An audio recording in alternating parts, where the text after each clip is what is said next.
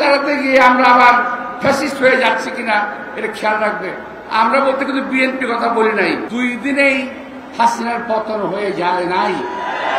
এরা যারা বলেন তারা মিথ্যার সাগরে বসবাস করেন, তারা সত্যি কথা বলেন না, তারা বিএনপিকে ক্রেডিট দিতে চান না, কিন্তু বিএনপিকে দেশের জনগণ ভালোবাসে।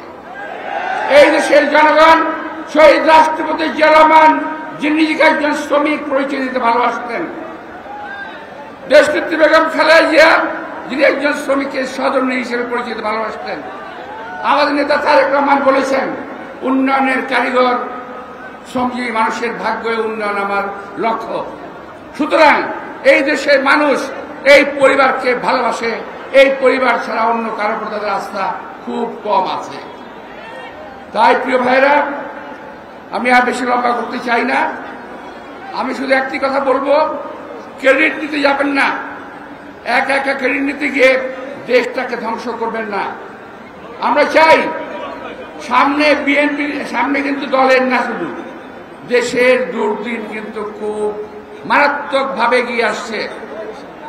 আমরা ফ্যাসিস্টদের বিরুদ্ধে কথা বলতে বলতে নিজেরাই ফ্যাসিস্ট হয়ে যাচ্ছে কিনা একটু খেয়াল রাখা দরকার। আমি যা বলেছি আমি আবারও বলছি যে ফ্যাসিস্ট তাড়াতে গিয়ে আমরা আবার ফ্যাসিস্ট হয়ে যাচ্ছি কিনা এটা খেয়াল রাখবে। আমরা বলতে কিন্তু বিএনপি কথা বলি নাই, সবার কথা বলছি আমি। যমুনা ইলেকট্রনিক্স ঈদে ডাবল খুশি অফার সিজন 3, যে কোনো পণ্য কিনলেই পাচ্ছেন নিশ্চিত ঈদ উপহার। এক একজন এক এক কথা বলছে, কেউ কারো কথা মানছে না। এই অনৈক্য দেশটাকে শেষ করে দেবে।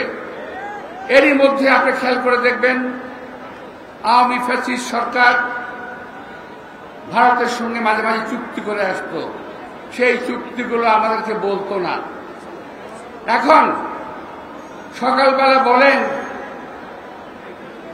উপদেষ্টা সাহেব একটা চুক্তি হয়েছে, কোথায়? মানবিক করিডোর দেওয়ার জন্য চুক্তি করতে চান, কিন্তু 7টি শর্ত বলা যাবে না। কেন ভাই? আমরা কি ভাইসা আসছি নাকি বাংলাদেশে? আপনারা বলবেন আমরা শুনবো, এটা হবে না। বাংলাদেশে এক সময় রক্ত গঙ্গা বইবে এমন কোন অবস্থা আপনারা তৈরি করবেন, এটা বাংলাদেশের লোক সহ্য করবে না। এটা কার রাজত্বে আমরা বসবাস করি না, আগেও বলেছি আজকেও বলছি। এটা জনগণের কথার বাইরে কিছুই হবে না। আমরা দেখেছি এই মানবিক করিডোর দিতে গিয়ে পৃথিবীর বহু দেশ ধ্বংসের মুখোমুখি, এখনো সেখানে যুদ্ধ চলছে। আফগানিস্তান মানবিক করিডোর দিতে গিয়ে পাকিস্তান ধ্বংস হচ্ছে। এছাড়াও আরো অনেক দেশ আছে যারা এই করিডোর দিতে গিয়ে দেশটাকে ধ্বংস করেছে। আমার বাংলাদেশ, আমাদের প্রিয় বাংলাদেশ শুধু কি একাই দায়িত্ব নিয়েছে নাকি সারা বাংলাদেশের মানবিক সমস্যার সমাধান করার জন্য? এই দায়িত্বটা কি আমার? আমরা রোহিঙ্গাদের জায়গা দেব, আমরা অমুককে জায়গা দেব, অমুককে পানি দেব, অমুককে ওই যে কি বলে ওই যে আমাদের ফেনী নদী থেকে পানি দেব, খাওয়ার পানি দেব, আবার মানবিক করিডোর দেব। আমাদের কোনো প্রয়োজন নাই। যেই করিডোরে বাংলাদেশের কোনো উপকার হবে না, শুধুমাত্র ক্ষতি হবে, এমন কোন করিডোর আমাদের প্রয়োজন আছে বলে আমরা মনে করি না। সুতরাং প্রিয় ভাইরা, দেশের জনগণকে পাশ কাটিয়ে, রাজনৈতিক দলগুলোকে পাশ কাটিয়ে কেউ যদি কোনো কিছু করতে চান, তার বিরুদ্ধে প্রতিরোধ হবে, এটা আপনারা মাথায় রাখবেন।